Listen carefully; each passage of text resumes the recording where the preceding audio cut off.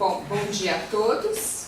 Hoje nós temos um momento especial porque nós vamos contar com a colaboração do professor Jerum Klink, professor aqui da casa, da Universidade Federal do ABC, do BPT, do curso de bacharelado em planejamento territorial, da pós-graduação do TGT, Planejamento e Gestão Territorial. E o professor Jerum, ele é um dos especialistas na matéria em termos da questão do debate da questão metropolitana. Ele é autor de várias obras nesse sentido. E, inicialmente, o professor Jerum construiu conosco essa disciplina.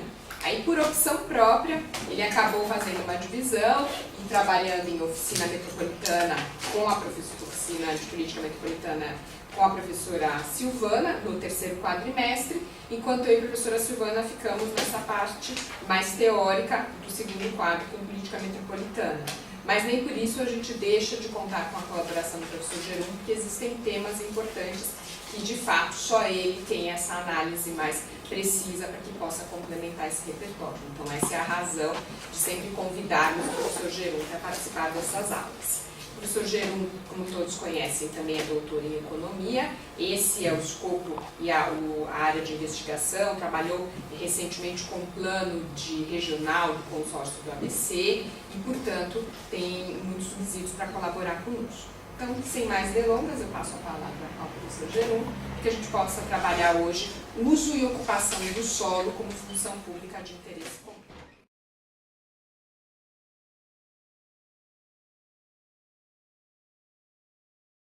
Obrigado, Mariana. Muito obrigado, Silvana. Também sempre muito legal estar aqui.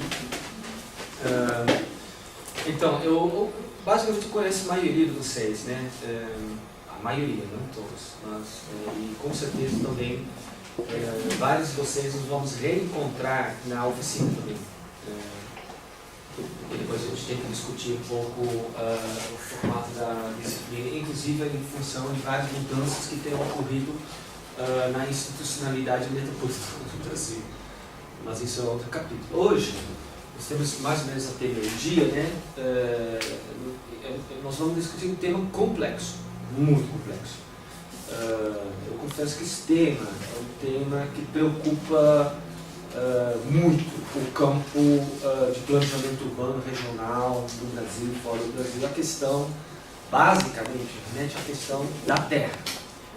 Aquele que vinha Maricato com toda a propriedade, como o problema, o nó da terra no campo de planejamento urbano regional. Basicamente, essa discussão que tem um pouco o uso e ocupação do solo na metrópole, que é o título da palestra, não vamos nos iludir. Isso remete à questão do nó da terra no capitalismo brasileiro.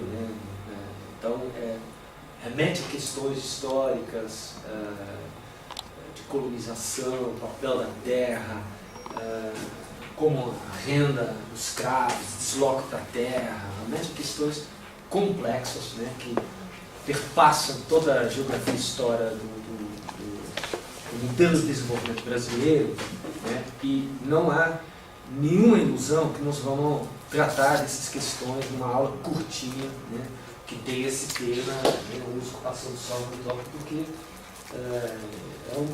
acho que o Carlos Vargas sempre brinca, né? As economistas e a renda da terra, né? A questão da terra é o túmulo dos economistas, né? Ele sempre fala com aquela ironia que própria dele, né? O Carlos Vargas, professor titulado em túmulo. Né?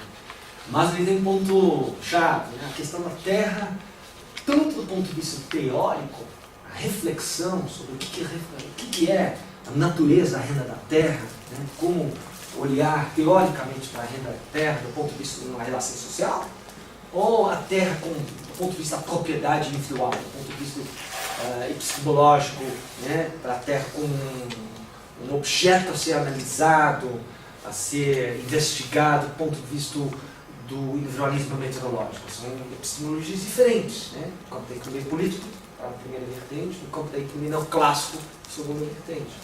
Então, tanto na parte teórica, a gente não resolveu isso claramente. Portanto, tem muitas pesquisas sobre a questão da terra hoje no nosso campo de planejamento urbano regional, né? Principalmente estudos urbanos regionais, mas também mais importante, não, ou no mínimo tão importante quanto a teoria e a praxis são indissociáveis, né? Eu diria que do ponto de vista do campo, da prática do planejamento urbano regional e metropolitano, é uma questão muito mal resolvida. Eu diria que é uma das questões mais mal resolvidas, né? É difícil fazer um ranking, né? Mas eu concordo, é difícil discordar de Emília Maricato quando ela, com toda a propriedade, coloca realmente um nó da terra no nosso campo, né? Então, eu não tenho nenhuma pretensão, como eu falei, de esgotar esse assunto hoje. Eu acho que a missão é muito mais colocar, né, mapear esse dilema, né, do ponto de vista, inclusive, mais uma abordagem introdutória, uma abordagem exploratória, colocando, inclusive, do ponto de vista fortemente inspirado hoje no campo da economia, que é, né, tudo bem, eu sou economista, né, mas migrei mais para o campo do planejamento, mas é uma abordagem que tem seus limites e potencialidades, mas é uma abordagem fortemente influenciada pela economia dialogando com o planejamento, né, e, portanto, é um primeiro passo, né, mas essa é um pouco a ideia de hoje, né. Por quê?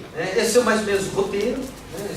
Eu não sei se a gente vai entrar com profundidade em cada um desses pontos, mas o roteiro da aula é mais ou menos esse: direito de propriedade e regulação, efeitos da regulação sobre a propriedade, escalas da regulação, a regulação dos escalas, né, e finalizando a governança metropolitana com isso. Basicamente, nós introduzimos, quando a gente desenhou, nós desenhamos essa disciplina política metropolitana, a gente de cara, mesmo o Estatuto da Metrópole não definia de forma tão clareza quais são as funções, as chamadas funções públicas de interesse comum.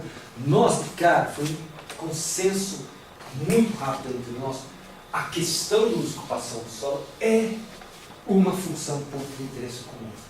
Claro que é. Apesar de muitas discussões sobre a questão metropolitana, muitas vezes a ocupação do solo desaparece no meio da questão habitacional, enfim. Claramente, além, né, das questões infraestruturais, saneamento ambiental, mobilidade, meio ambiente, questão da sustentabilidade, claramente a ocupação do solo é uma questão metropolitana, é uma chamada função pública de interesse comum. Por quê? Né? Se é uma função pública de interesse comum, não sei se vocês já trabalharam no conceito, né? E portanto, se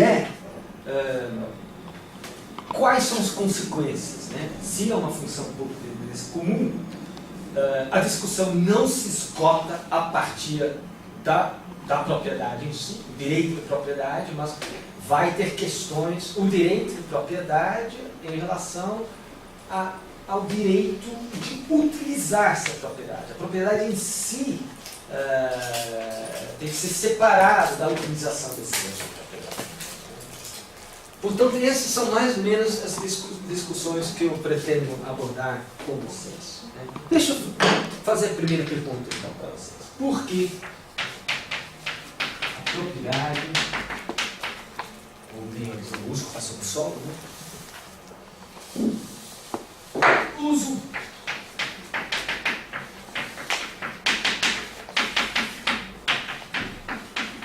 por que isso é uma função pública de interesse comum? Por quê? E, portanto, o mercado tem que ser complementado com política pública. O mercado não resolve, né, uma premissa sempre muito cara aos economistas, né, principalmente economia mainstream, né? O mercado resolve por si só. Não. Quando você tem a propriedade, ela traz externalidades e bens públicos, né? E, portanto, a ideia da propriedade está quase imbricada com a ideia de falhas de mercado, né? E, portanto, mesmo na economia mainstream, na economia de forma mais ortodoxa, há um reconhecimento que questões de propriedade precisam ser analisadas a partir do prisma dos falhas do mercado. Uma probabilidade muito grande de ter falhas no mercado. Deixa eu explicar melhor o que eu quero dizer com isso, porque parece uma linguagem, e é uma linguagem um pouco abstrata. Né? E isso remete à questão por que usurpação do sol é uma função pouco impressionante. Eu vou dar dois exemplos. Um que tem mais a ver com a falha de mercado, que chama-se externalidades, e outra falha de mercado que tem a ver com bens públicos. Portanto, eu acho que existe um trinômio, hoje estou passando só no FIPIX e falhas no mercado.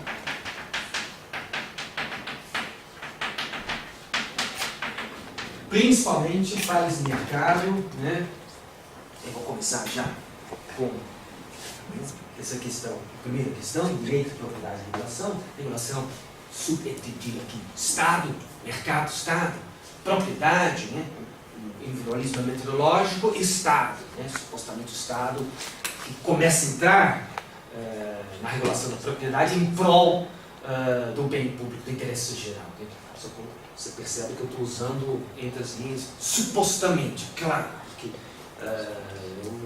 talvez a gente tenha tempo no final da aula, problematizando um pouco esse narrativo neoclássico, né? Estado, mercado, o binômio Estado-mercado. Nós, por enquanto, vamos começar com as coisas mais lineares, né? Portanto, mercado-Estado, uso, ocupação do solo, FIPIC e falhas de mercado. Por que a propriedade em si, a propriedade privada, né? Mesmo a economia mainstream, a economia, a sua versão mais careta, né? A sua versão mais mainstream, reconhece que a probabilidade de ter externalidades e bens públicos, falhas de mercado, né? Essas são as duas grandes falhas de mercado, provavelmente aparecem. O que é uma externalidade? Eu vou dar um exemplo. O proprietário começa a discutir, vamos supor, ele tem uma gleba, e ele tem a possibilidade, coeficiente, todo mundo sabe o que é o coeficiente de aproveitamento? O Matheus fica assim, mas o Matheus não representa o grupo como todo. Quem não sabe o que é um coeficiente de aproveitamento? Eu sei pouco. Coeficiente de aproveitamento é a relação entre a área construída e a área do seu terreno, da sua propriedade.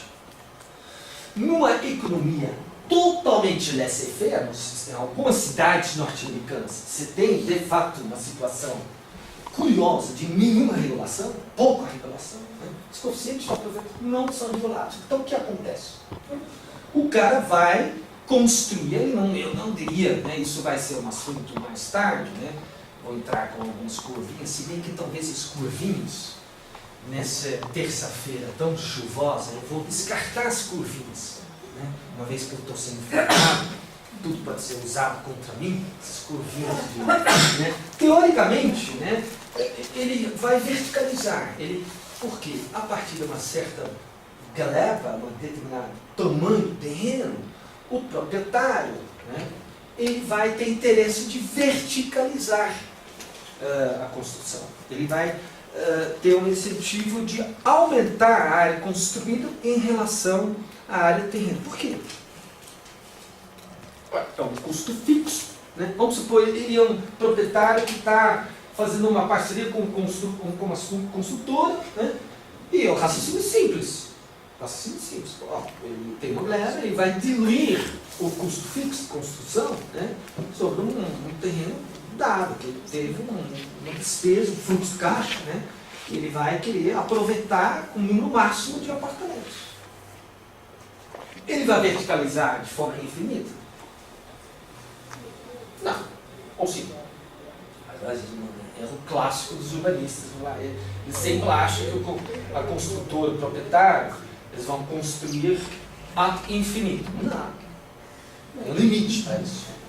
Depois a gente explica melhor porque tem o custo marginal de verticalização vai aumentar. Simples, né? Fundação, você tem que ter algumas medidas, né? E também do ponto de vista do preço de venda, né? Você tem um público-alvo que vê aquele, vamos supor, a metragem 10 mil metros quadrados. Né? Uma coisa é você ter uma torre só e um por andar. Nossa, bonitinho, eu quero morar lá. Ou um monte de torres, 5 torres, né? 4 por andar. Nossa, eu tenho que compartilhar meu espaço com os vizinhos. Eu não gosto de compartilhar as coisas. Portanto, o preço de venda, evidentemente, vai cair. Portanto, percebe? Do ponto de vista lógica empresarial, tem um processo de otimização. Né? Portanto, o coeficiente de aproveitamento não vai para o espaço assim. Não, tem um limite para isso. Do ponto de vista análise, custo-benefício do empreendedor. Pois bem, voltando para a tensão entre o público e o privado. Porque vai ter a propriedade privada, a propriedade de terra, coloca o dilema da tensão entre o público e o privado, do ponto de vista de externalidades. Por quê? Essa é a primeira dimensão da primeira falha externalidade. O que é uma externalidade? É o seguinte, cara, na hora que ele não sofre restrições, no que se refere ao aumento do coeficiente de aproveitamento, o que vai acontecer? Ele vai verticalizar sem levar em conta esse proprietário, esse construtor, sem levar em conta os transbordamentos das suas decisões sobre a coletividade. Como é que é assim, professor? Explica melhor, não entendi. Ele não está nem aí, ou ela, está nem aí com o impacto sobre o sistema de circulação, sobre o esgotamento da infraestrutura em termos de creches, escolas, a poluição ambiental em termos de a probabilidade concreta que a verticalização mais apartamentos vai aumentar, portanto, o número de carros de circulação.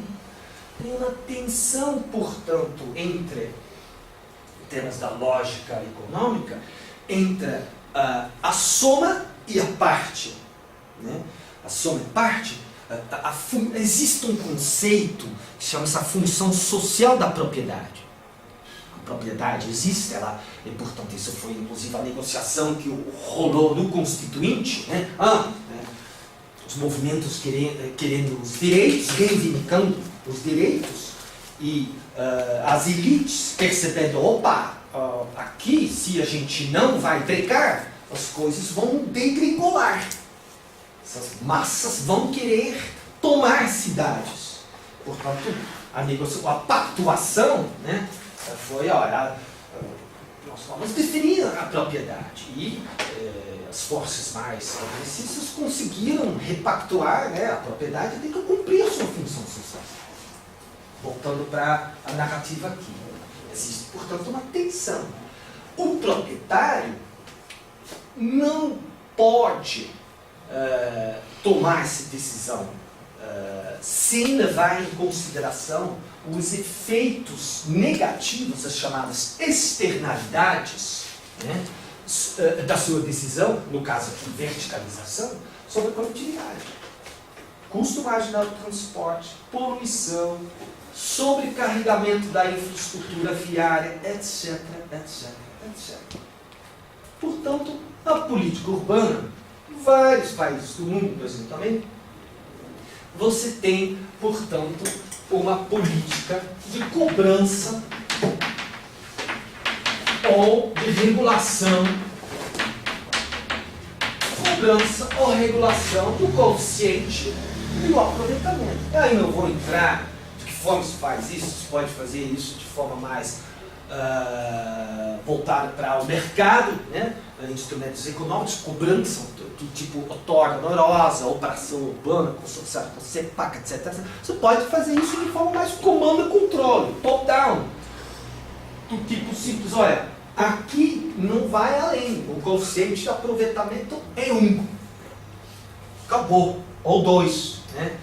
Ou você pode ter formas híbridas de regulação, do tipo na França, né? Em Paris, o coeficiente é 1 na cidade como um todo, e você define o coeficiente mínimo, caso 1, né? Porque se você construir menos que 1, uma propriedade é vazia, também é ruim. Né? Desperdiçando. Exatamente. Se você vai além de 1, né, você vai definir, por exemplo, um coeficiente máximo, 2 ou 3, dependendo de onde você está, da cidade, dependendo da capacidade de infraestrutura instalada. Né? E você vai cobrar a diferença entre o coeficiente básico, 1, e o coeficiente máximo, 2 ou 3. Né? Isso seria uma forma híbrida, né? Que você tem características de comando e controle, e uma forma mais econômica de cobrança, mais valia gerada pela verticalização. Né? Eu não vou entrar em todos esses detalhes. Né? Na política, por exemplo, eu acho que na economia, quem vai fazer economia urbana comigo, nós vamos entrar nisso, inclusive das curvinhas, como vocês lembram, né? Matheus, ele está sorrindo porque ele já fez essa disciplina. Né? Passou o ônus, né? E arcou com esse ônus de fazer economia urbana. Bom, então, isso é uma primeira conceito. Então, e por isso, todos os juristas discutam a necessidade de você separar essas duas coisas. A propriedade, de um lado, e a utilização desta mesma propriedade, de outro. Elas não são, assim, elas não andam totalmente juntos. Deveria separar. Né? E a cultura urbanística é diferente do país para país. Na América Latina, em função, né, aquilo que eu falei anteriormente, em função da geografia da história, do clientelismo do Estado, etc., etc., as relações patrimonialistas, né, o direito da propriedade e a utilização desse mesmo direito, eles estão mais imbricados. Né? Nos Estados Unidos, onde o capitalismo urbano também é mais selvagem, né? O direito de propriedade e a utilização dessas propriedades também estão mais implicados. Na Europa, por exemplo, eu dei o caso francês. Né? Eu diria que em regimes fundiários como na Holanda, na Alemanha, há uma separação muito clara, né? Inclusive com a presença da propriedade estatal mais direta. Né? O Estado tem uma propriedade, um estoque de terra bastante significativo. Portanto, a separação entre propriedade e utilização da propriedade é bem forte. Né? Uma política urbana com mais capacidade de alavancar controles sobre o especulador. E, portanto, uma política firme de captar, de reduzir essas externalidades negativas. Então, isso é a primeira coisa. Né?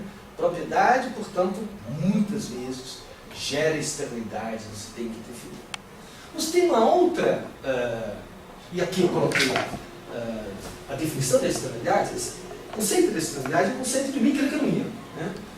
Tudo que ocorre fora dos mecanismos dos preços e que não é o ator que gera externalidades, ele, sem regulação, sem Estado, ele tende a não incorporar os efeitos na decisão. Então, exemplos de externalidades de forma que ultrapassa o campo do urbanismo. Né? Poluição ambiental, eu fumo um cigarro, eu fumar, estou nem aí, eu preciso fumar, o outro está fumando, estou nem aí. E isso virou objeto de uma política pública de, primeiro, proibia determinadas, e depois bania mesmo, eu não lembro. Na época que eu fazia essas viagens intercontinentais no avião, horrível, porque eles tinham espaço fumante e não fumante, mas como as empresas multinacionais sempre fazem overbooking, o senhor Klim, não temos mais espaço não fumante, você precisa viajar, não tem como, tem que trabalhar, você é demitido. Não. Então, você pode ficar com os fumantes, uma viagem 8, 9 horas com os fumantes, sabe? E nunca vou esquecer.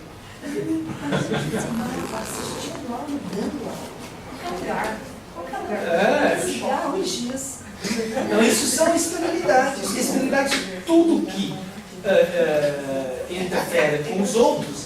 Mas isso é importante. Não pode dizer, qualquer atividade, qualquer ação que influencia o outro é uma externalidade. Não. Muitas atividades são incorporadas pelo mecanismo de preços. Né? E portanto, tem que ser uma atividade extra-mercado. E aí é objeto de regulação. Segunda fase de mercado. Bens públicos. O que é um bem público? Eu já dei esse exemplo, eu tenho vários alunos muito espertos, mas também na disciplina de economia urbana, que eu já dei, né? Sempre tem os alunos espertos que não querem, eles com o mínimo esforço querem passar, eles são espertos também. Né? E eles, não, professor, um bem público é o contrário de um bem privado. Nossa, o cara não pode. Eu tenho uma raiva desse tipo de resposta, porque a resposta reflete uma certa inteligência situacional, certo? Mas uma inteligência preguiçosa, né? Nossa, o cara.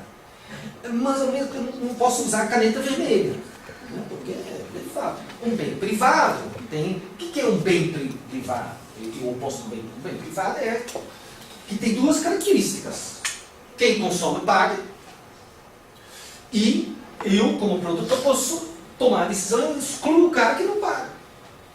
Quando a gente vai para exemplos de grandes macro-barragens, né, na Holanda, na década de 50, no sentido de proteger os moradores contra o avanço do mar. Porque a Holanda fica assim, essa é o mar, essa é a Holanda, meio assim.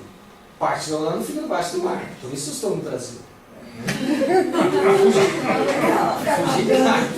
Nossa, está muito cansativo isso. Muito assim, né? Eu tenho que fazer alguma coisa para que vocês fiquem acordados. Né? Vocês assistiram o vídeo do Bolsonaro, estão todos cansados. Aí você vai, portanto, na Holanda, de fato, morreram 7.000 pessoas na década de 50, morreram. E aí o Estado monta uma macro infraestrutura de proteção dos seus moradores contra o avanço do mar. Por isso os engenheiros, sem brincadeira, os engenheiros holandeses adoram poluição ambiental, aquecimento global, adoram, porque eles vão ganhar rios de dinheiro com a venda dessa tecnologia para países que estão debaixo do nível do mar, claro. Portanto, isso é tipicamente um bem público. Por quê? Tem duas características. Não exclusividade, não faz sentido nenhum você construir tudo aquilo e excluir determinados moradores que são protegidos por essa infraestrutura. E uma indivisibilidade, uma economia de escala. Você não vai construir uma infraestrutura dessa para 2 ou 3 moradores. Né? Bens públicos não são necessariamente, isso é importante, pegadinha na prova. Um bem público é produzido, financiado pelo setor público.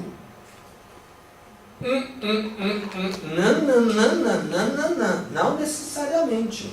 Você pode ter uma estrutura, né, híbrida de provisão e financiamento de bens públicos. Claramente, o setor público pode delegar a partir de uma estrutura de concessão, né, para o setor privado construir e explorar essas infraestruturas. Então, toma cuidado. Né? Bens públicos, a característica do bem público é indivisibilidade e não exclusividade, como defesa, macroinfraestrutura, administração pública, precisam ser separadas da sua análise de estrutura de provisão e financiamento desses bens públicos. O bem público pode, de fato, ser explorado pelo setor privado.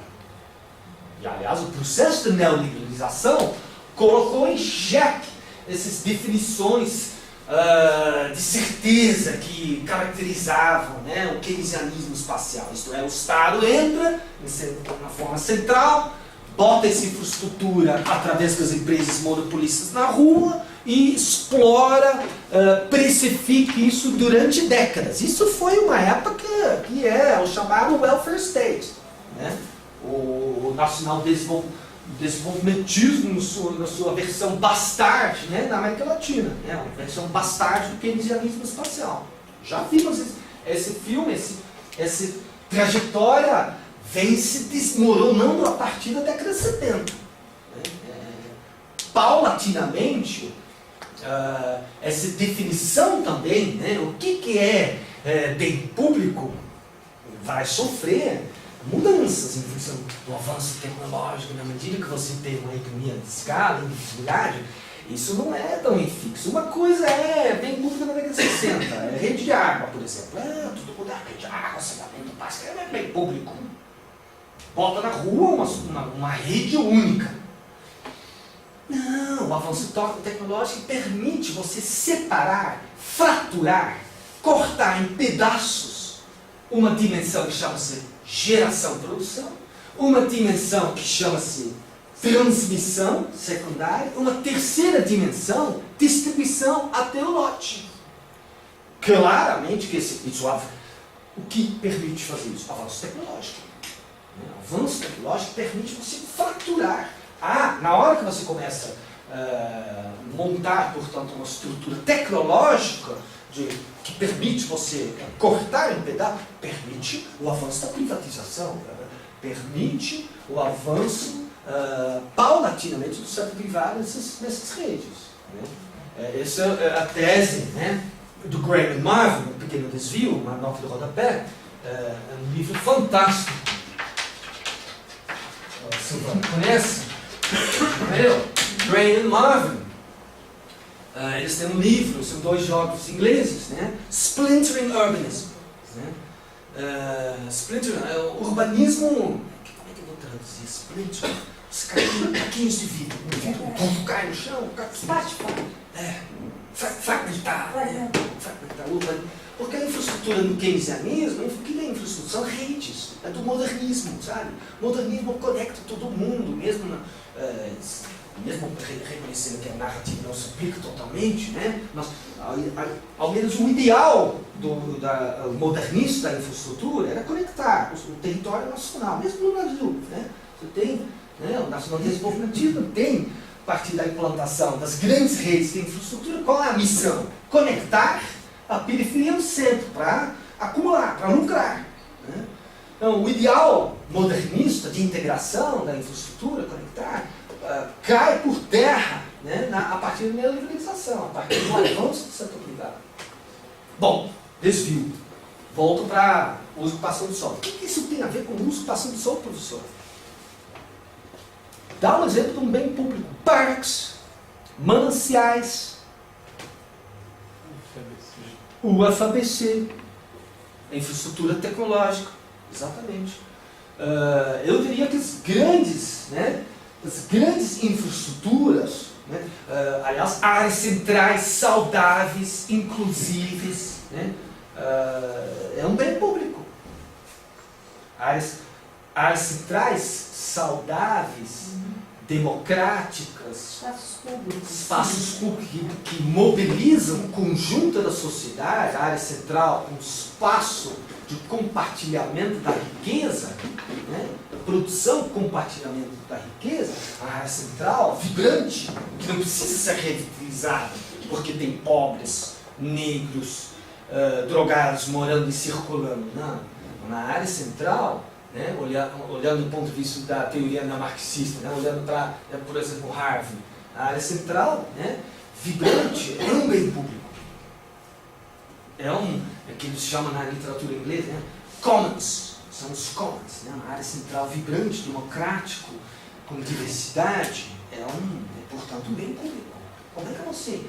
O mercado vai garantir esse bem público? Nós estamos vendo, né? Lá fora, como é que são as áreas centrais? Né? Nos Estados Unidos, por exemplo, as áreas centrais, na década de 50, Urban Renovation, renovação urbana, é basicamente um exercício, né, do Estado norte-americano de remover os negros e os pobres de fora da área central e botar eles em grandes conjuntos habitacionais. E renovação urbana é basicamente a elite redescobre a área central, os bancos, as consultorias e vai gentrificando, portanto, a área central. Aqui no Brasil, não preciso nem falar, isso é objeto de outras disciplinas, não vou entrar nos detalhes. Portanto, parques, áreas verdes, mananciais, áreas centrais vibrantes. Nós não podemos nós precisamos considerar o impacto de decisões individuais, isoladas, sobre a qualidade desses bens públicos. Por isso, né, áreas mananciais, áreas verdes, na Holanda, por exemplo, na Londres, o que os caras fazem? O chamado política dos green belts, né? Cinturão verde. Na Holanda, o planejamento pós-guerra definiu, né? Isso aqui é eu vou desenhar o nome, minha capacidade de desenhar é famosa. Né? Aqui é o nome. Preciso tomar cuidado, mas esse aqui é o mar. Essa tal de região que foi invadido pela mar, 7 mil pessoas morreram, agora tem uma proteção. Mas enfim, aqui é o Randstad. Isso aqui é Randstad. Quem domina o holandês? Randstad? Rand Edge City. A cidade Rand é uma fronteira, é uma curva, uma espécie de mini banana que define a área mais dinâmica. Né? Amsterdão, Rotterdam, Haia, e Amsterdão é o centro financeiro, comercial, não se produz nada. Né? Os moradores de Rotterdam falam: o que esses caras em Amsterdão fazem? Não fazem nada, é tudo imaterial. Aí os caras em Amsterdão olham para Rotterdam, mas o que os caras em Rotterdam fazem? É só coisa de baixo valor agregada. Carrega petróleo, indústria, comercialização. O Rotterdam é o porto, Amsterdão é o aeroporto de serviços. Né? Rotterdam é os estivadores. Né? Aqui, no pós-guerra, eles definiram um Greenbelt, cinturão verde. Em Londres é algo semelhante. Por que se faz isso? O bem público, a qualidade de vida, né? Os benefícios proporcionados pela presença de uma área verde que pode ser usufruída por qualquer habitante. Em qualquer área, o Randstad é uma cidade, uma região metropolitana, uma macro-metrópole de mais ou menos 4 milhões de habitantes. Pega uma bicicleta de qualquer distância de Randstad, usa bicicleta, dentro de 30, 40 metros você está nessa área verde. 30, 40 metros? Não, 30, 40 minutos. Estou fazendo agora City Market. 40 minutos. Pelo menos. Mas isso é qualidade de vida. Sem cobrança. Não é como os Estados Unidos, eles cobram pelos parques. Percebe? Os Estados Unidos também tem uma grande tradição, né, dos parques. Mas lá em vários lugares se cobra. O bem público não necessariamente é gratuito. Pode ter uma empresa privada explorando esses bens públicos. Onde eu quero chegar? Onde existe a tensão? Existe uma tensão entre o público e o privado, entre o indivíduo e a coletividade, a soma e as partes? Existe. Existe. Claro que existe. Mas por que existe? Nós temos uma política muito semelhante. Quando a gente, na década de 70, nas regiões metropolitanas, nós definimos as áreas mananciais. Por que isso foi feito? Razões óbvias. Proteção, né? Preservação do abastecimento coletivo para as regiões metropolitanas. Né? Os buffers que você precisa garantir, as áreas de amortecimento que você precisa garantir para evitar que a ocupação do solo avance sobre os mananciais, certo? A narrativa é bem clara. Portanto, isso não pode deixar à mercê do mercado, isso não pode deixar à mercê do proprietário individual ele lotear para o uso e ocupação do solo no estilo laissez-faire. Livre mercado, não. Porque tem um interesse público que chama-se preservação da área verde ou preservação do abastecimento coletivo para a área metropolitana como um todo, etc, etc. E que ao mesmo tempo é do interesse da propriedade privada. Claro. Essa é fundamental, a ligação que a gente pode fazer entre o bem público e o bem privado, que um não é o contrário do outro, mas de certa forma eles quase que se combinam para você ter as atividades, o usufruto dessa organização, dessa propriedade. Sim, é uma boa questão. É verdade. Ao mesmo tempo, né, existe uma tensão latente. Depende da visão, da estratégia do projeto do proprietário. Eu vou pegar, inclusive, a questão polêmica de como, né, essa ideia boa de uma legislação de mananciais foi efetivamente implementada, no caso brasileiro. Eu diria que são duas coisas que aconteceram. Primeiro, os municípios, né, porque a legislação dos mananciais, eu não vou entrar nos detalhes, mas tinha uma institucionalidade com o papel de um lado para o governo do Estado, né, de desenhar isso, mas, ao mesmo tempo, na escala local, um papel importante para os municípios executaram essa lei de uso e ocupação do solo local, mas com transbordamento para a questão ambiental. O que aconteceu? Os municípios, primeiro, não tinham nem capacidade de fiscalização, e segundo, mais importante, não estavam nem tão interessados em executar a lei dos mananciais, concorda? E, portanto, uma espécie de miopia, né? Visão de curto prazo. Inclusive, não precisa ir longe. Essa é uma questão que, até hoje, perpassa a discussão do projeto dos mananciais para a ABC. Os municípios da ABC, até hoje, os gestores locais, eles têm dificuldade de olhar para o manancial de forma diferente, uma visão mais a longo prazo. Manancial para o gestor local é uma externalidade. Tem favela, não pode ocupar, não pode ter indústria. Manancial, do ponto de vista do gestor local, eu conversei com vários, inclusive, não estou falando da década de 90, quando eu estava na prefeitura, estou falando da gestão do plano diretor regional. Infelizmente, estou falando de uma experiência muito recente. Né? Então, a visão do gestor local, do manancial, é uma visão local, em primeiro lugar, local, que já é bastante equivocado, sem visão estratégica do projeto dos mananciais, eventualmente do ponto de vista da agricultura familiar, do ponto de vista do ecoturismo, do ponto de vista da importância, sim, também do abastecimento metropolitano, claro. Né? E de uma possível equação com atividades econômicas do ponto de vista de um parque tecnológico sem impacto ambiental sobre uma visão estratégica de longo prazo, portanto, como romper esse vício, esse ciclo vicioso. Né? Infelizmente, portanto, o bem público,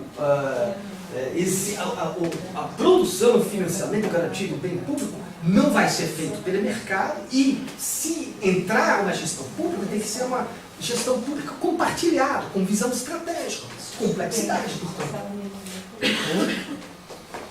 Bom, eu esqueci um exemplo muito importante, que tem várias teses de mestrado e doutorado sendo desenvolvidas no Brasil, que é, inclusive, do ponto de vista da questão urbana metropolitana importante. Bem público também é patrimônio histórico, cultural, né? Tipicamente, né? Olha só, não sei se vocês estão acompanhando o rolo que está dando com aquele proprietário que tem um projeto lá em Campo Grande. Todo mundo sabe onde fica Campo Grande, né? Que fica do lado do Paranapiacaba, né? É uma gleba enorme. O cara, do nada, surge com um projeto de um centro integrado logístico. Hello! Escuta, você está na área manancial? Escuta, você está do lado de uma vila histórica? Você vai implantar a nave espacial? Vai ter um impacto considerável. Vamos, portanto, sentar na mesa. Pode até ser que o seu projeto tenha uma lógica, mas à primeira vista vai gerar uma série de externalidades negativas e vai ter um impacto sobre o bem público que chama-se vila e o patrimônio ambiental, que chama-se a área manancial. Portanto, isso, por enquanto, né, a prefeitura, falando de visão estratégica, né, o prefeito Paulinho Serra de Santo André, primeiro, pode ser um projeto legal, aí percebeu a movimentação, recuou. Né? Tudo que eu defino como ausência de visão estratégica do cara. Né? Bom, fechando esse primeiro ponto. Propriedade, portanto, né, a propriedade privada está intrinsecamente ligada ao tema de regulação, ao tema de setor público, e é nitidamente em função, né, uma palavra chique, em função dos transbordamentos negativos ou positivos da propriedade sobre as demais propriedades, exige uma gestão pública e muitas vezes uma gestão pública multiescalar, né? Ou, na linguagem do Estatuto da Cidade, da Metrópole, uma gestão compartilhada, né? É o X, mas como fazer isso, professor? Quero uma solução. Aí é difícil, né? Isso é o tema do saneamento, por exemplo, saneamento ambiental, que você está estudando, analisando, todos nós, vários de nós estamos analisando de como fazer essa gestão compartilhada dos free picks, né? Esse é o X da questão. O que eu quero colocar aqui, o uso e ocupação do solo é uma função pública de interesse comum, né? E perpasse, isso é importante, eu com isso fecho o primeiro ponto. Perpasse todos os demais free picks. Habitação. Habitação, por exemplo, é uma mercadoria curiosa, né? Para produzir habitação, você precisa de terra. E, portanto, veja só, questão concreta. Diadema, São Bernardo. Você tem Minha Casa Minha Vida. Minha Casa Minha Vida com a explosão dos preços de imobiliários. O que acontece? Todo mundo do Diadema não tem mais terra. O preço está subindo. Como é que funciona Minha Casa Minha Vida? Nós vamos discutir Minha Casa Minha Vida do ponto de vista econômico na minha disciplina Economia Urbana, né? Minha Casa Minha Vida tem um subsídio teto dado e um subsídio para a produção, né? Para um empreendedor privado, vale a pena, portanto, reduzir o custo, né? O spread entre o preço de venda e o custo é o lucro. Portanto, aonde vai produzir? Onde a terra está mais barata. Diadema está explorando terra, não tem mais terra, então a demanda de Diadema vai para onde? Para São Bernardo. Transbordamento. E aí gera uma crise, inclusive. Secretaria de São Bernardo monta toda uma engenharia de gestão para maximizar os conjuntos. E aí vem todo o povo de Diadema. Claro que todo o povo de Diadema. É óbvio. Porque os limites administrativos não são respeitados pela dinâmica real dos picos. E a terra é uma usurpação. Né? Portanto, a terra também não pode ser dissociada da dinâmica das próprias infraestruturas, mobilidade. Né? Mobilidade e usurpação de solo são duas faces da mesma moeda. Na hora que você tem uma governança fraturada, isto é, as empresas, autarquias estaduais, dizendo, governança metropolitana sou eu. Né? E usurpação do solo, principalmente uma aquisição, uma responsabilidade local, daquele mato nunca vai sair o coelho. E, portanto, né, o problema de gestão concreta do cotidiano dos FIPICs é outro tema, né, que eu não tenho tempo de entrar aqui, mas está colocado na mesa. Né? Na hora que você defina, portanto, o FIPIC como um bem público, um bem que gera externalidades, está colocado um dilema da governança. Bom, aqui já. Eu estou falando muito, gente. Tudo bem com vocês? Nossa, passou já. Uma hora. Nossa Senhora. 40 minutos.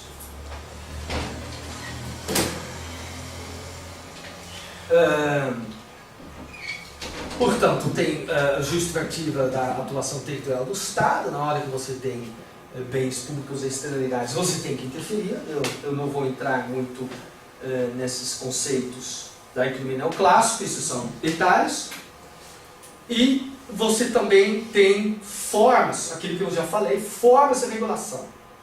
Formas mais jurídicas, comando e controle, regulação, formas mais econômicas, né? Cobrança de CEPACs, instrumentos híbridos do tipo a possibilidade de transferir o potencial construtivo, né? Ou seja, por exemplo, o tombamento dos imóveis, né? Congela o coeficiente, o cara teoricamente perderia, né, potencial construtivo, mas ele é compensado com a possibilidade de transferir, isto é, vender o potencial em outras partes da cidade onde tem capacidade de infraestrutura instalada. É um instrumento híbrido, né? Regulação dos tetos para CEAs com mecanismos de compensação financeira. Né? Bom, é isso. Essa é a primeira parte. Teoricamente, 25% da aula. Eu teria que usar mais 3 horas, não vou fazer isso, porque vocês vão almoçar também, né? Vão um pouco mais rápida sobre a parte dos efeitos esperados. Né? Eu não vou entrar nesses curvinhos, não. Eu percebi, é uma experiência de vida, eu percebi agora que às vezes esses curvinhos, eles só atrapalham. Não. As curvas da Estrada de Santos. Né? Mas eu não conheço economista que não introduza. Não, essa parte aqui eu vou entrar só de forma intuitiva. Né? Talvez na segunda parte, né? Mas, enfim. Na hora que você tem, portanto, qual é o ponto básico? O ponto principal onde eu quero chegar. É o seguinte, por isso, inclusive, foi um objetivo principal quando a gente desenhou o curso, né? Bacharelado em Planejamento Territorial. A primeira coisa que Bacharelado em Planejamento Territorial não é arquitetura. O arquiteto muitas vezes não tem economia urbana, por exemplo, na grade. Muitas vezes não. Não Nunca tem. tem. Não tem. É só na pós, né? Só na pós tem, de vez em quando. Muitos práticos. Então não tem. Nós temos. Por quê? Porque é importante entender a racionalidade dos demais agentes que preenchem, produzem, reproduzem o espaço urbano. Portanto, se você só fica com o olhar introvertido, olhar para seu próprio umbigo, né, a partir da racionalidade do planejamento, os instrumentos da função social da propriedade, os instrumentos do estatuto, né, eles vão funcionar a partir do momento que eu define eles e a partir do momento que eu começo a aplicar eles, é uma visão totalmente ingênua. Por quê? Porque os agentes do mercado imobiliário, por exemplo, têm um olhar refinado sobre esses instrumentos. Né? E, portanto, eu diria que, por exemplo, um coeficiente de aproveitamento. Um coeficiente de aproveitamento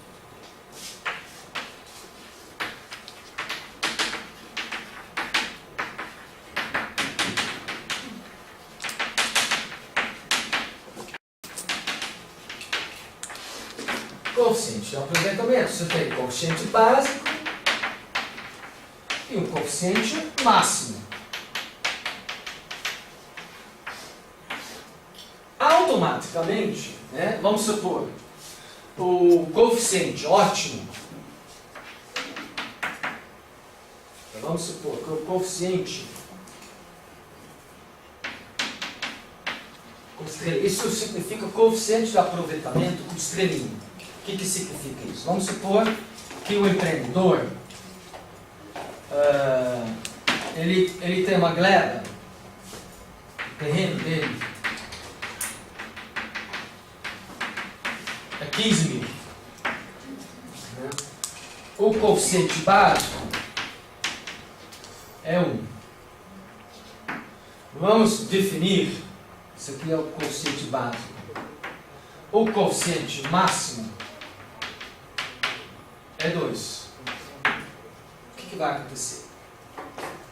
Na hora que eu tenho uma legislação que vai entrar definindo, restringindo o teto para esse processo de verticalização, o que vai acontecer com o mercado imobiliário?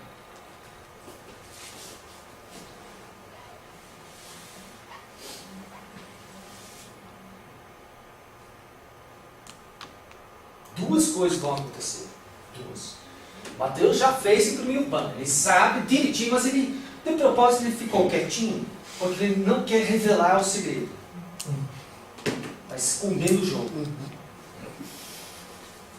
Duas coisas vão acontecer. Porque aqui nós temos basicamente 3 atores. 1, o proprietário de terra. 2, a construtora, podem até ser os mesmos carinhos, mas do ponto de vista da lógica econômica, tem dois agentes sociais, do ponto de vista da economia política. E três, a prefeitura, né? Que pode, depois, eu vou deixar isso claro, mas depois pode até vender a diferença entre 1 e 2. Né? Pode até lucrar um pouco para financiar a infraestrutura, casas populares, etc, etc. Vamos deixar isso de lado por enquanto. Mas o que vai ser o impacto inicial da implantação de uma lei de uso e ocupação do solo que restringe o jogo de livre mercado, né? Porque se não tivesse uma lei que restringiria, o proprietário de terra estaria construindo, portanto, quanto? 45 mil metros quadrados, né? Ou seja, cada apartamento de 100 metros, mais ou menos 450 apartamentos. Na hora que ele define o teto, não vai ser mais isso. Portanto, o lucro do capital construtor vai diminuir, ou se ele quer mesmo construir a 500, ele vai ter que comprar mais área. Então a tendência natural nessa... Vai comprar mais caro o imóvel. Vai comprar mais caro o imóvel, né? E no curto prazo, o proprietário de terra, ele vai também, ele vai para o baque. Cai, ou desse proprietário, se é um cara diferente, né? Vamos supor que o proprietário e a construtora são dois agentes diferentes, o proprietário de terra vai reclamar, vai chorar. Por quê? Porque a utilização, ele tem um ativo, né? A terra, como se fosse David Harvey. Né? Harvey vai dizendo, ó, a terra está, no capitalismo contemporâneo, a terra está se transformando num ativo, está certo, Harvey. Né? E, do ponto de vista dessa situação, o ativo do proprietário se desvalorizou. Mas por que se desvalorizou? Porque tem um ente público que definiu um teto para a verticalização. Né? Aí você vai entender, inclusive, toda a chororó na hora de regular coeficiente de aproveitamento. O que acontece? Você corre batendo na porta. O prefeito Haddad, ele vai fazer com que o preço da casa, o preço do produto imóvel vai subir. Nós vamos para o interior do estado de São Paulo, não tem mais terra, porque ele obriga a gente a comprar mais terra. Terra não tem em São Paulo, vamos ter que ir para o interior. Aí depois, o Haddad reclama, mas a culpada é ele. Né? Esse é todo um jogo. Claro, às vezes a situação é mais complexa. Às vezes, né, você pode, inclusive, o que vai acontecer aqui? Se o coeficiente, se a situação é o inverso, 2 e aqui é 3, o que é isso aqui? Isso é a situação de Santo André, várias. Situação de Santo André na década de 90, começo da década de 90. Aliás, situação em várias prefeituras. O problema é que a gente não tem dados imobiliários robustos para detectar. Situação essa aqui qual que é? A legislação é irrelevante e totalmente irrelevante. Por quê? Do ponto de vista lógica empresarial, não adianta você, nesse pedaço da cidade, verticalizar mais que 30 mil. Ele vai construir 30 mil. Depende do quê? Depende do produto imobiliário, depende da engenharia do terreno. Lembra? Aquela coisa do custo-benefício de verticalização depende, primeiro, do custo da fundação, 2, preço de venda das unidades. Que público? Se você tem público naquele pedaço da cidade que é exigente no que se refere à desdensificação, público de elite, é isso que eu estou falando? Não vai além de 2. Entendeu? É uma questão empírica. Um exemplo que ocorreu, e a gente estudou isso, em São Paulo, nos anos 70 e 80, a partir da legislação de 72. Que era o quê? Privilegiava as áreas Z1, que eram os terrenos de elite, com limite, né? Um imenso território como o Z2, que era um coeficiente mais baixo, e algumas ilhas de coeficiente mais alto, que seriam as tais centralidades. Então, o urbanismo foi lá e desenhou a centralidade. Fantástico. Um gesto criativo. O que aconteceu com os coeficientes? E a diferença era coeficiente 1, 2 e chegava até 4 nessas outras. Um pouquinho, falta de região. Onde podia chegar até 4, obviamente o valor do terreno subia. Subiu. Né? Aqui eu estou podendo. Só que, e aí a questão da lógica local que perde a sua referência de localização. Né? Você citou o prefeito, eu digo a mesma coisa. Ótimo, eu estou dona ou ativo de um terreno em Z3 ou Z4. Maravilha, mas é um ativo que vai ficar lá quietinho, porque ao lado eu estou cercada de terrenos com coeficiente menor, mas que vão valer menos. Então, o que houve em São Paulo? A verticalização foi ocorrer efetivamente no Z2. Porque com aquele coeficiente já era suficiente. Né? Então, essa história, eu acho que é um pouco o que acontece na metrópole. Esses transbordamentos, você precisa olhar o que tem em volta. Claro. Porque senão você não... Claro. O que a gente chegou a avaliar é que os coeficientes eram utilizados no máximo em 70%. Então eu tinha um coeficiente 3, mas na verdade era 0,2 de coeficiente que eu ia aproveitar. 0,2 é o que tinha na zona lá.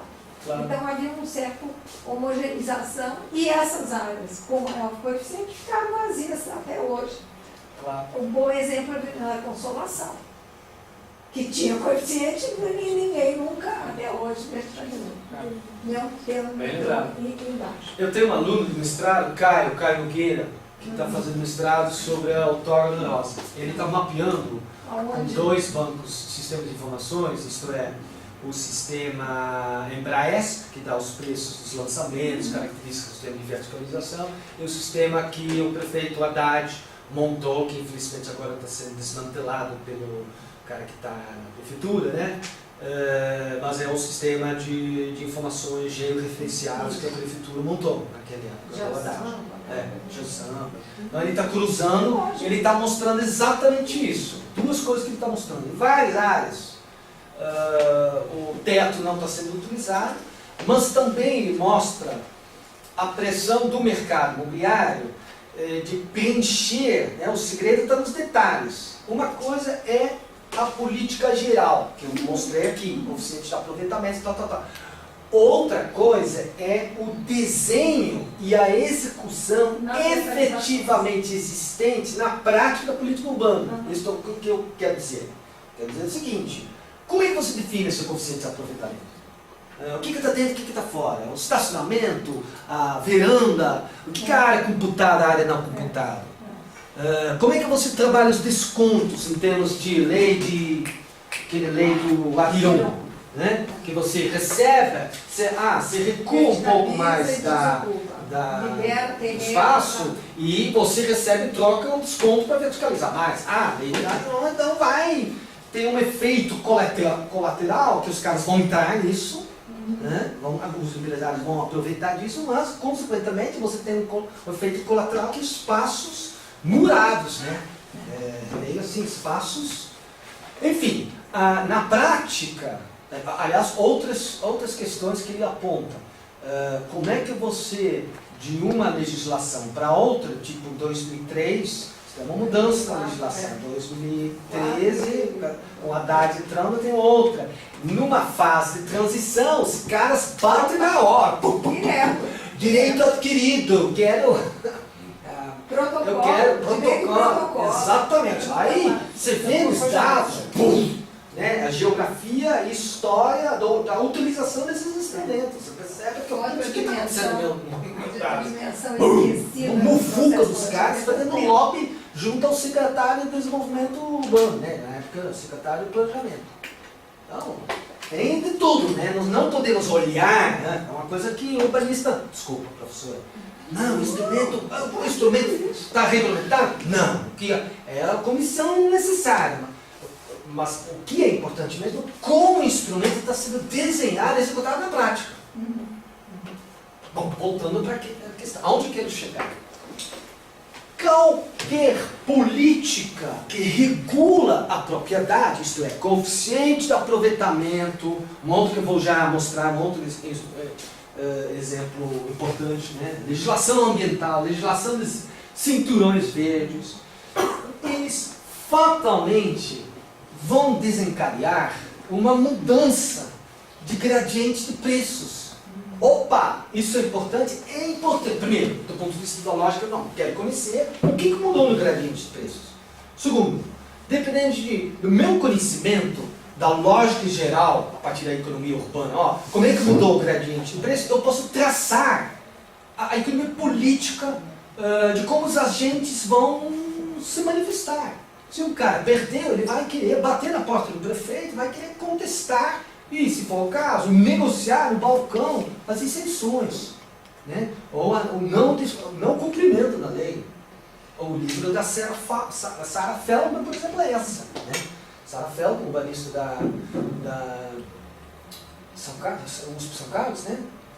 Escreveu o livro dela sobre a história do zoneamento desde a década de 50 de São Paulo, ou até antes. Né? E ela mostra que, se é verdade que o plano diretor, de acordo com o Flávio Vilaça, é cortina de fumaça, é ideologia, né? É para não revelar os processos reais de produção do espaço, isto o mesmo não é verdade para o zoneamento. O zoneamento funciona muito bem, obrigado, só que funciona para alguns.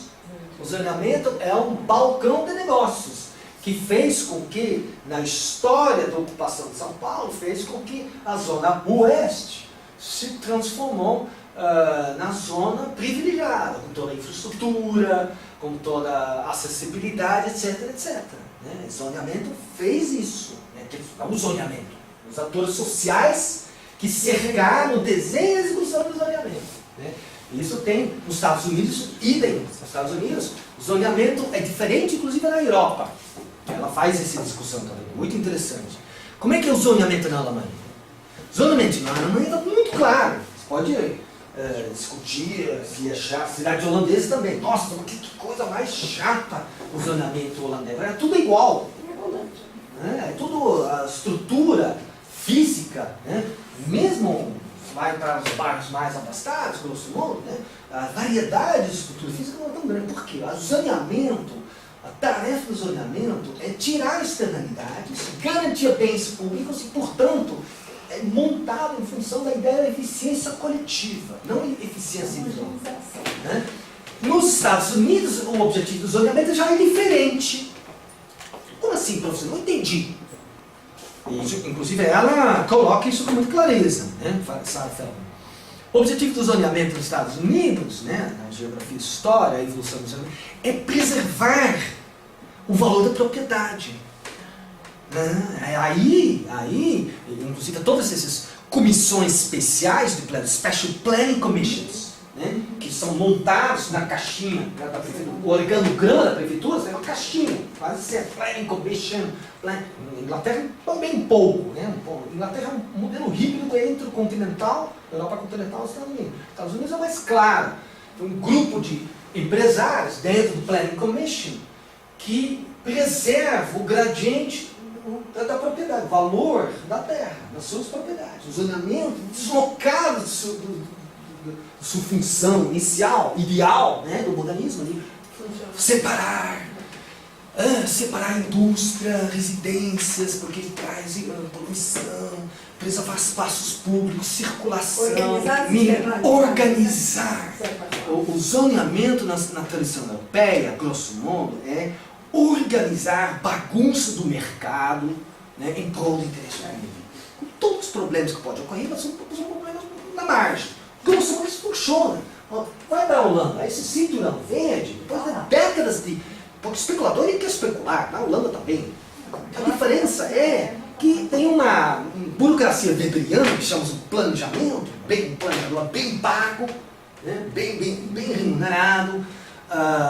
Portanto, a máquina weberiana, né, inclusive o apoio da população, né, consegue mais ou menos preservar esse Green Belt. Portanto, isso é a diferença, né, de como você preenche essas políticas. Agora, não há dúvida, na Europa, nos Estados Unidos, no Brasil, o mecanismo é o mesmo, o efeito do instrumento é o mesmo. Agora, como o Estado vai controlar a execução da política efetivamente existente é diferente. Eu vou dar um exemplo nas mananciais. Né?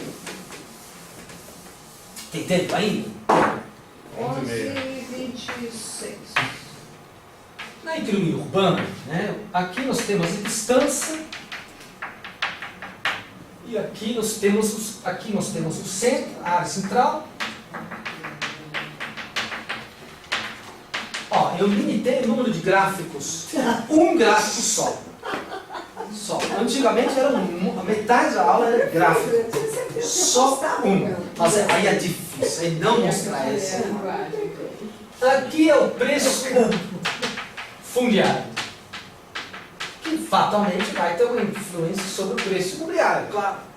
O preço imobiliário aumenta, também o preço do produto final tende a aumentar. Não necessariamente, mas a lógica é essa. Quanto mais próximo, a lógica é mais ou menos essa, né? Quanto mais próximo você está localizado à área central, você ganha e você perde. O ganho é que você economizou custo de deslocamento, custo de mobilidade diminuiu. Mas para ficar na primeira fileira, isso no capitalismo urbano selvagem, isso tem preço. O preço fundiário vai aumentar. A disputa acirrada pelas melhores localizações na cidade faz com que o proprietário de terra que está localizado do outro lado do balcão, ele vai pedir mais dinheiro para vender a sua terra. A lógica normal é essa. Vamos supor, portanto, que isso aqui é uma curva urbana, residencial. Vamos supor que esse aqui, portanto, supor aqui é o preço agrícola. Esse aqui é o preço da terra na zona rural. Aí isso vai me matar. Eu cometi um ato falho, agrícola rural, nada a ver. Mas você está ouvindo aqui? Não. Ele vai ouvir depois. Ih, foi gravado. Errou. Esse agrícola rural não vai passar. Ato falho. A minha formação é bem mais binária, né? Coisa rural, agrícola, e formação de economista. Então, vamos supor, isso aqui é o preço, em termos da teoria marxista, é a chamada renda absoluta da terra. O que é a renda absoluta? Na hora que você define a propriedade, tem uma renda, tem um preço mínimo. O que é esse preço mínimo? É o preço mínimo que existe porque você cortou a terra em pedaços pequenos que podem ser comercializados. A renda absoluta, portanto, está relacionada com a nota monopolista da terra. Na hora que você tem uma cidade, começa a crescer, proprietário de terra, ele de fato é monopolista. Ele está numa posição única e a malha urbana chega e busca seduzir essa proprietária para vender o seu ativo. Então, na teologia marxista, a renda absoluta, né, é a renda associada à definição da propriedade. Porque isso convém lembrar, se você não tem propriedade, não tem renda. Aliás, a economia política vai inclusive dizer que não há nada inerente à propriedade. A propriedade é uma relação social, uma definição social. Né? Inclusive, muitas vezes, surge a partir de violência, de desapropriação primitiva, etc. A história está repleta de exemplos disso. A propriedade é uma invenção, eu diria, uma invenção do mecanismo capitalista de definir e recortar aquilo que é o bem público. Bom, nós vamos partir de uma situação concreta que você tem um proprietário rural e ele pede esse preço aqui. Sem regulação, o tamanho da cidade é isso aqui. Por quê? Eu poderia desenhar aqui essa área urbana. Essa aqui seria a área urbana, aqui seria a área rural. Por quê? Isso aqui é o preço da terra. Se o preço da terra urbano, né, os futuros usuários vão oferecer mais que esse preço, vamos supor, esse preço é 1.000. Se eu oferecer mais que 1.000, isso vai ser uso urbano. Se eu estou além desse ponto de intersecção entre essa curva horizontal que eu defini assim de forma aleatória, né, pode ser 2.000, 5.000, mas é o renda absoluta. Aqui vai permanecer rural, porque o preço que o futuro residente urbano vai oferecer é bem menos que o proprietário quer. Portanto, esse é o tamanho da cidade. Vamos supor, eu vou definir agora uma área, um cinturão verde, ou um cinturão para proteger os mananciais. Vamos supor, vamos fazer isso aqui. A área urbana não pode crescer além disso aqui. O que vai acontecer com o mercado imobiliário? Duas consequências imediatas. Eu sempre digo, mercado imobiliário metropolitano, mercado de uso e ocupação do solo metropolitano é uma panela de pressão. Panela de pressão. Qualquer coisa que o regulador, o Estado, o ente federal faz, desencadeia pressão, precisa ser resolvido a partir do mecanismo dos preços. Que duas coisas vão acontecer.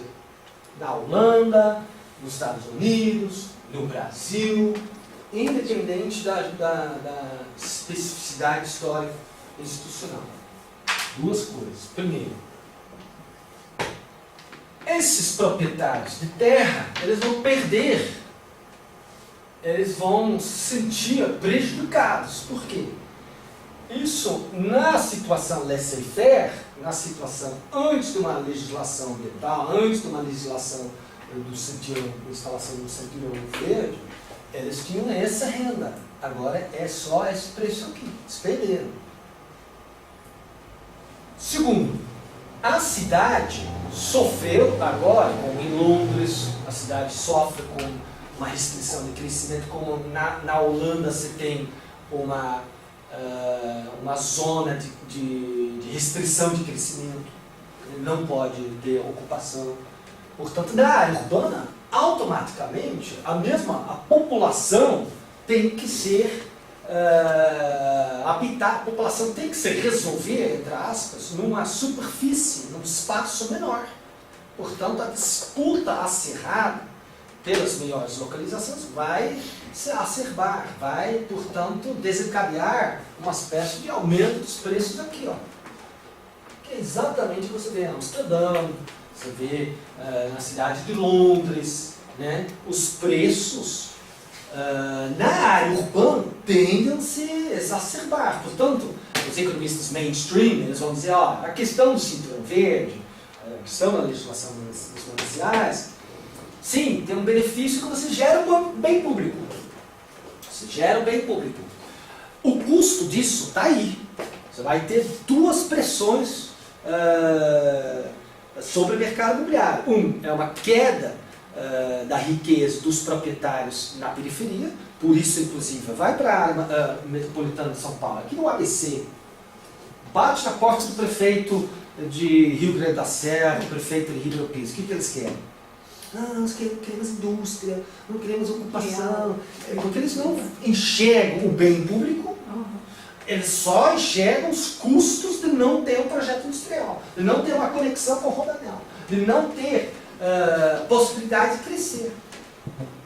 É uma miopia, você pode discutir, né? O que é esse projeto, mas evidentemente há uma tensão entre o público e o privado, a soma parte, a individualidade do conjunto dos proprietários, e o prefeito arrecadando IPTU, base tributária, e o projeto coletivo, que é a preservação desse espaço, que chama-se manancial. Esses dois efeitos. Na cidade, tem os caras que ganham, que são os proprietários da área central, claro, a área urbana.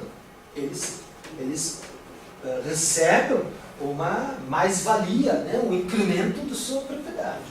As línguas dizem, inclusive, essas zonas verdes, eles sempre têm um lobby da elite que mora nas partes mais afastadas da cidade.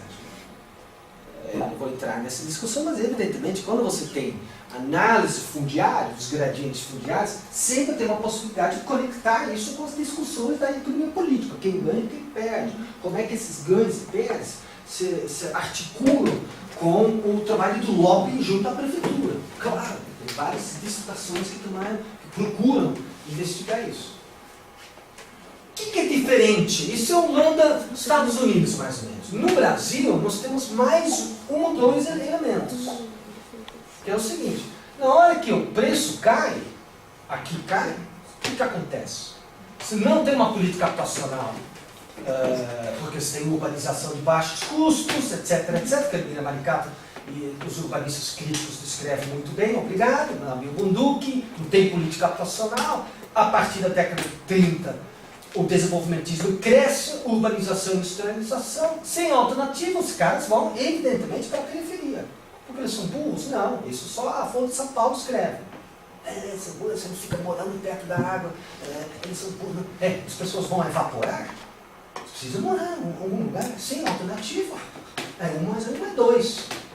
Tem que contar a história como um todo. Não tem política habitacional, não tem subsídio, como na Holanda, na Alemanha. Esse dinheiro vem do Orçamento Geral da União, portanto, vai para basicamente 0,3 salários mínimos. O Estado banca isso sim, ponto, acabou. E, portanto, se você tem nenhuma política, ou uma política habitacional frágil, se o preço aqui cai, o preço cai, e você não tem fiscalização dos municípios, acabei de falar que os municípios, durante décadas 70, 80, 90, etc., não tinham muito interesse no ABC, com certeza não tinham. Deu. É lógico que isso vai ser ocupado. Porque o planejamento urbano é pouco desenvolvido, não tem nada a ver. As pessoas são burras, eles ficam morando perto, não tem nada a ver. Só a Folha de São Paulo e a elite gosta de repetir essa história. Não tem alternativa. E o mecanismo fundiário é esse. E o incentivo da prefeitura é esse. Clientelismo, o loteador, né? As duas soluções que Pedro Abramo fala, né? A porta de entrada dos portos. Quais são as duas portas de entrada? O cortiço aqui perto da área central. Cortiço, né? Onde o cara cobra, o proprietário do imóvel cobra por noite, pela cama. E em comissões desumanas, né? Sem infraestrutura adequada, loteador clandestino cobrando já antecipadamente os juros da infraestrutura que ele mesmo está de forma picareta negociando com o vereador, ele está sofrendo aqui também. Né? E, por fim para encerrar essa história, tem outro fator que perpassa de forma contraditória. Isso está muito diferente, por exemplo, do Cinturão Verde. Em Londres, Cinturão Verde. Na Holanda, você tem, né, a infraestrutura rodoviária que entra nessa história aqui.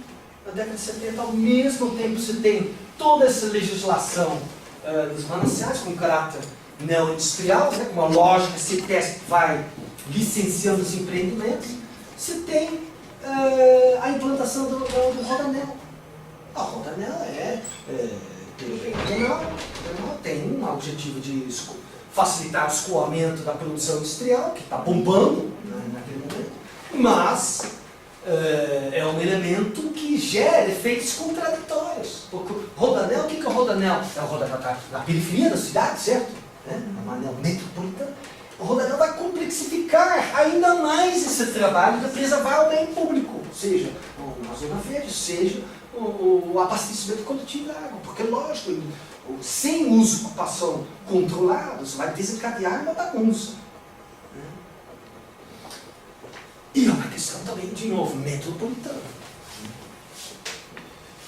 Eu vou para os efeitos esperados, portanto, a conclusão. A conclusão é: os efeitos esperados são sempre efeitos sobre o gradiente de preços.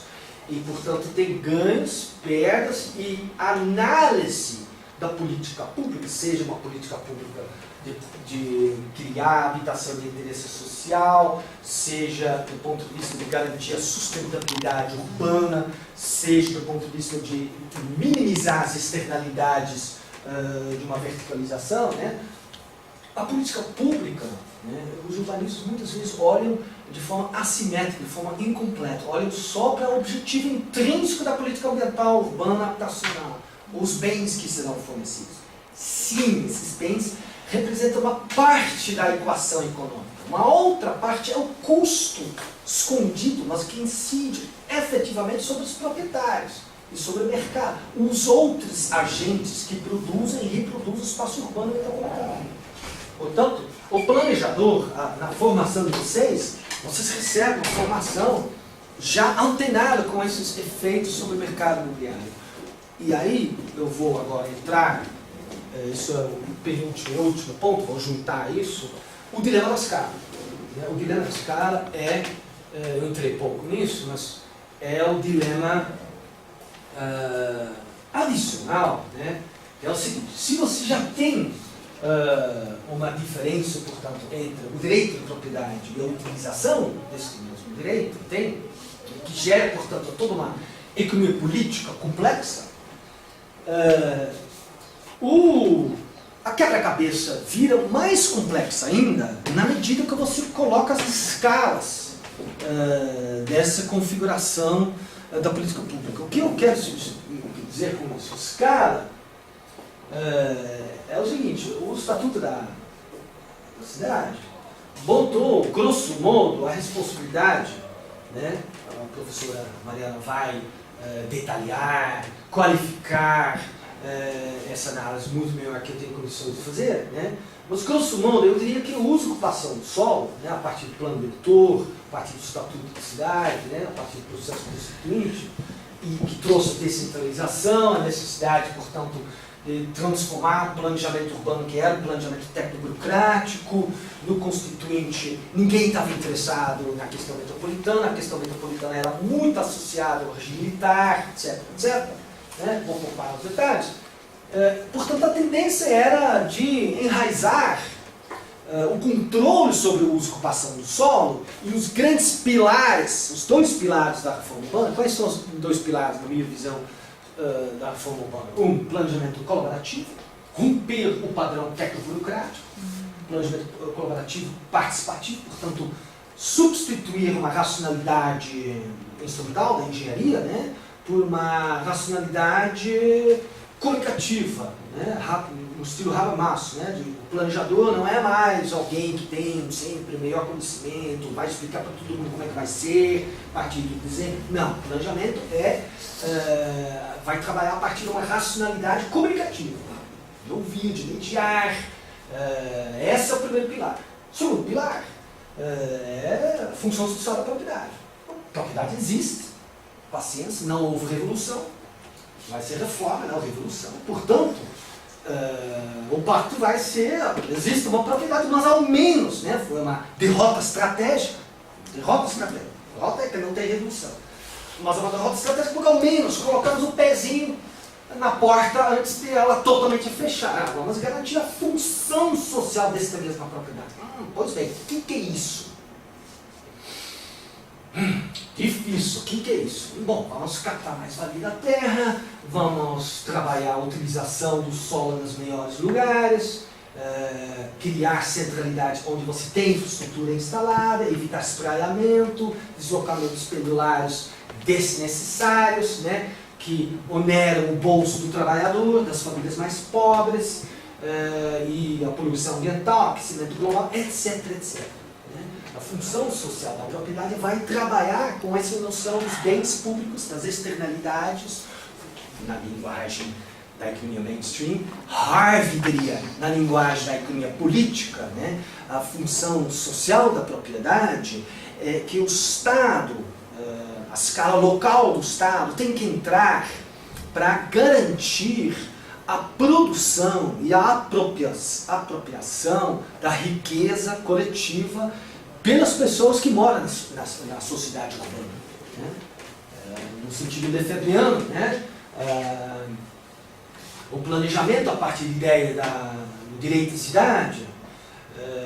Direito à cidade significa direito à vida, né? Basicamente a reprodução, produção da vida cotidiana, né? Isto é, a cidade virou fábrica do século XXI, de certa forma. Está tudo junto, é muito difícil separar. Claro, o capital privado sempre quer separar e recortar o uso e ocupação do solo, a rede de infraestrutura. Esse é o meu aluno inteligente, mas preguiçoso, que falou, um bem público não é um bem privado. Pois é, tem uma certa lógica. Então, esse é o dilema do uso e ocupação do solo. Né? Portanto, a escala disso, né, foi colocada a partir do Estatuto da Cidade, a escala local. Porque a lógica é essa, ninguém queria ouvir a questão metropolitana.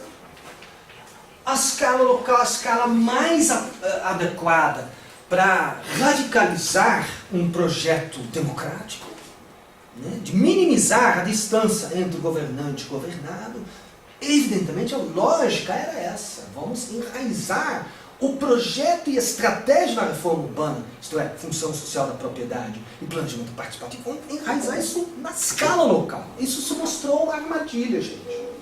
Isso, a meu modo de ver, isso mostrou uma armadilha. Porque a escala privilegiada do capital imobiliário, das construtoras, das empresas de infraestrutura, não é verdade que não tem planejamento metropolitano. Tem muito planejamento metropolitano. Se alguém levanta, nós não temos planejamento metropolitano. Mentira, nós temos. Só que não é nosso, é deles. Eles têm planejamento metropolitano.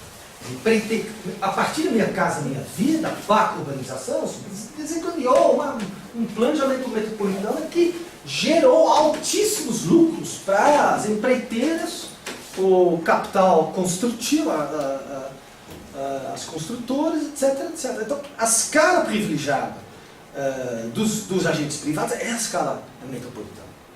Nós, como estou falando, nós, os planejadores, acadêmicos, profissionais, juntos, comunidades dos planejadores, eu chamo isso, né, os teóricos, mas também os teóricos que sempre com o pé no chão, também dialogam sempre com os practitioners. O erro estratégico é um erro mesmo. Né?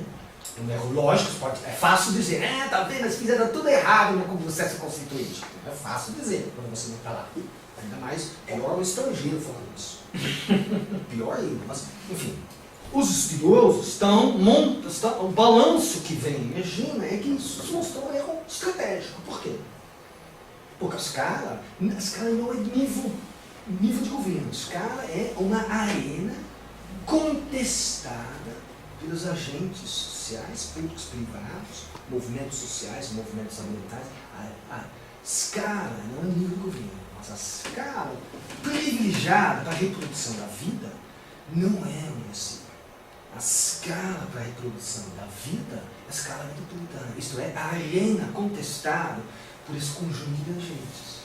E essa escala, na institucionalidade jurídica, nós definimos que a escala da reforma urbana, a reprodução da vida, é a escala local. Isso ao meu modo de ver, se mostrou um erro estratégico. E, paulatinamente, nós estamos nos recuperando, com muita dificuldade. O Estatuto da Metrópole veio para ajudar, né? Mas isso, ao meu modo de ver, o nó da terra, né? O uso e ocupação do solo, que puxa as demais funções públicas de interesse comum, que isso tem a ver com a habitação, moradia, com a vida, onde você está na metrópole, onde você faz seus movimentos pendulares, onde você mora, onde você bebe, você tem água para ser abastecida, etc, etc, né? Que isso influencia a água, né? Tudo contrário. Não, se você está na periferia, a primeira que essa peça vai racionar é a periferia, claro. Né? Então, tudo se relaciona com a metrópole.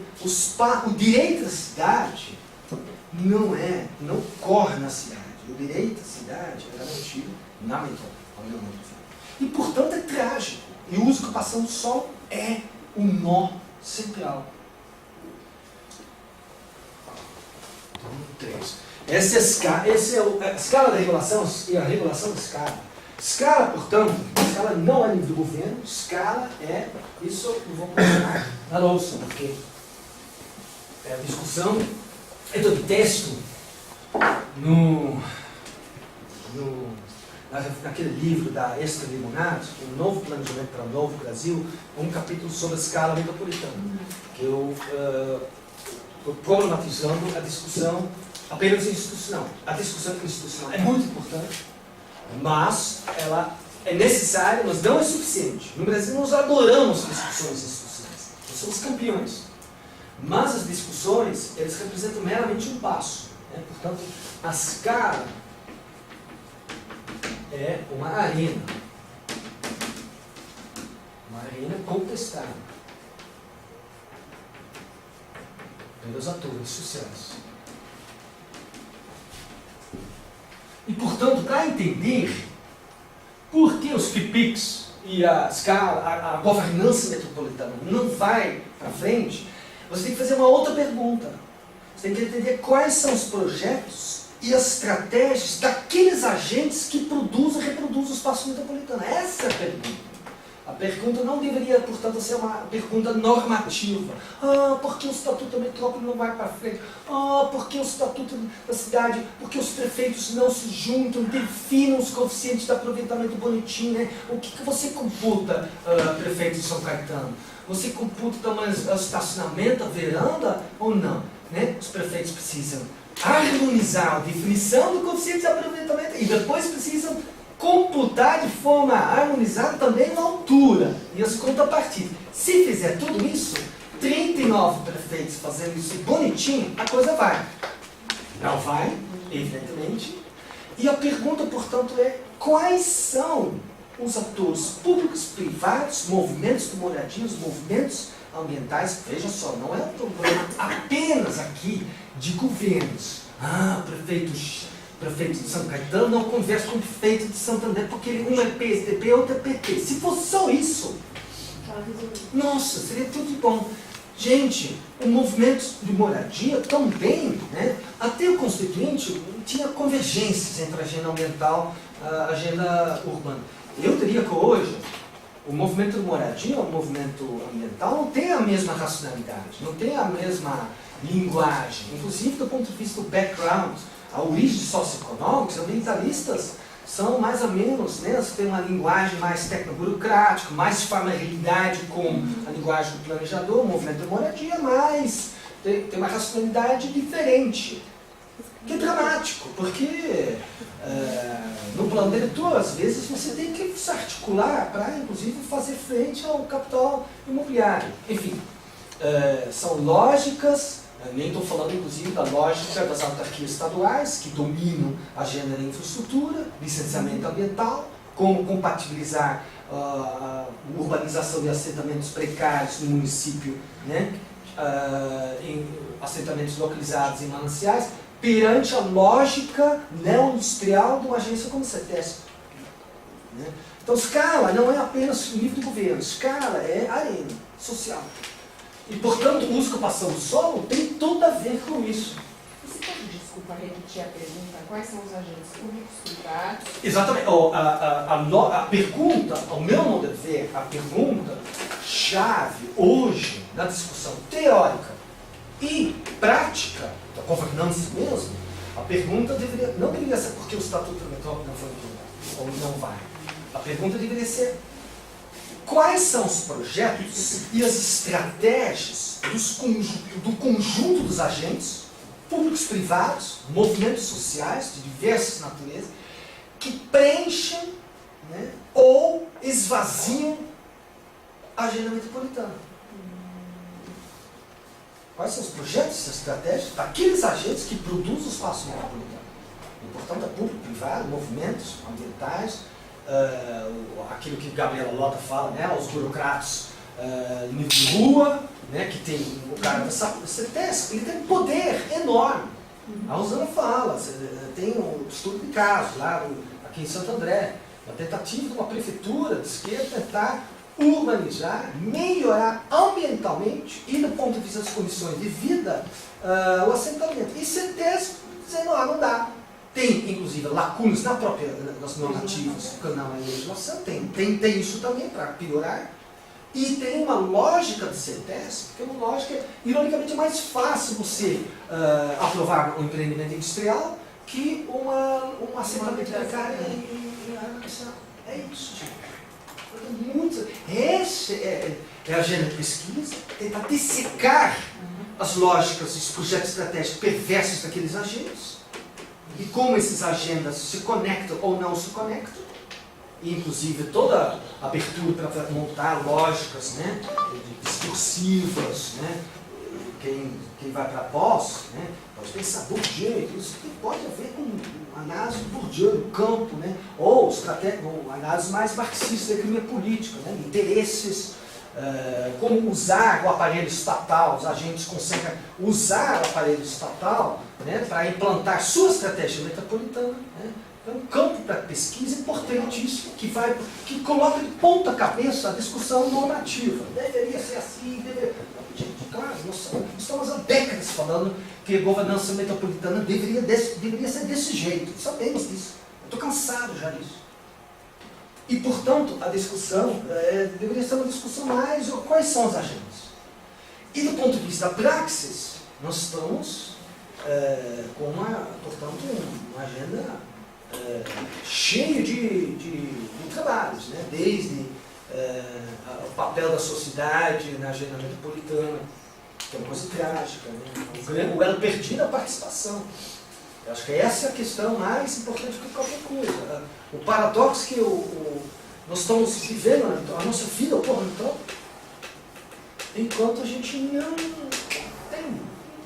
dá bola para a questão metropolitana. A questão metropolitana é para alguns acadêmicos e esse povo lá no Plaza. É isso. Vai para a África do Sul, sempre uso o exemplo da África do Sul. Quando a apartheid terminada, Mandela vai para o governo. Qual a questão nacional? A questão da organização da metrópole. O vai e volta, isso gerou 3 mudanças constitucionais na África do Sul. Por quê? E culminou numa proposta negociada, foi a negociação deles, né, os chamados Unicities, cidades metropolitanas. Ou seja, a região metropolitana tem 39 cidades, eles criaram uma cidade metropolitana. Claro, não foi do jeito que o partido Mandela queria, né, uma base tributária forte, capacidade de regular todos os espaços, foi diluído, porque os brancos evidentemente não queriam, né, os brancos vivendo nas cidades totalmente moradas, eles diluíram a capacidade de zonear e a capacidade tributária, né, mas foi uma conquista. E foi metropolitana. Você foi muito gentil em dar um exemplo, a CETESB. Gentil não, na verdade é quem mais aqui, do que os órgãos, do que as instituições metropolitanas que ainda existem. Sim. Então, na verdade, talvez uma condição fundamental fosse o rompimento com essas antigas instituições que ainda estão impedindo que esse debate se efetive numa lógica do desenvolvimento regional mesmo, que é a metrópole. Eu diria que no Brasil, eu estou bastante, por isso eu estou começando, inclusive, fugir dessas discussões mais metropolitanas, começando a ficar deprimido mesmo. Eu acho o movimento de junho de 2013 foi, de fato, uma brecha, uma janela de oportunidades que foi perdida, né, principalmente a partir do movimento Passe Livre, que é antigo, não é? A crise hídrica foi um momento perdido. Eu acho que a questão metropolitana, de forma curiosa, aparece a partir da revolta, a partir da queixa, e queixa difusa, e uma reivindicação de algo melhor. É difuso no caso de junho de 2013, eu acho que as analistas, né, os acadêmicos não têm consenso o que representou isso, o que foi isso. Acho que a literatura tem que se aprimorar sobre isso.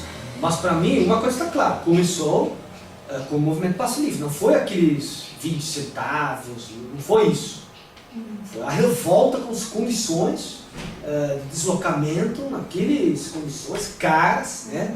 E num contexto totalmente paradoxal. Todo mundo falou, nossa, estava tão bom o social-desenvolvimentismo, estava tão, nossa, crescimento, recursos para a questão urbana, mas sem mexer com a estrutura de poder que reproduz a vida cotidiana. Essa é a questão. A crise hídrica é a mesma coisa. A crise hídrica é isso. Né? Então, de forma assim, muito complicada, no Brasil, cada crise, a questão metropolitana se coloca, mas de forma, a mídia, inclusive, fez questão de abafar não apenas a crise hídrica, mas também, por causa da politicagem, essa dimensão territorial da metrópole foi esvaziada. A grande mídia tomou conta dessa coisa, desviou para uma outra discussão, né? Mais político estrito senso. Né? A base territorial, a base quase lefebriana, né?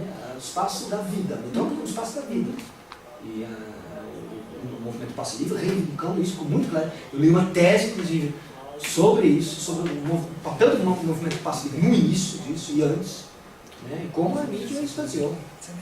Então, o Brasil é um dos casos mais... Enquanto isso, uma efervescência da discussão jurídica. Né? Desculpa, professor. Né? O acórdão, a emenda constitucional, o estatuto do metrópole antes e depois da medida provisória, a relação com o estatuto da cidade. Nós adoramos isso. Nós adoramos. Foi um deslocamento, quase um vilaço. Né? A discussão institucional que desloca a energia produtiva da sociedade, os acadêmicos, os gestores, para aquilo que realmente importa a vida. Né? Como a vida está sendo.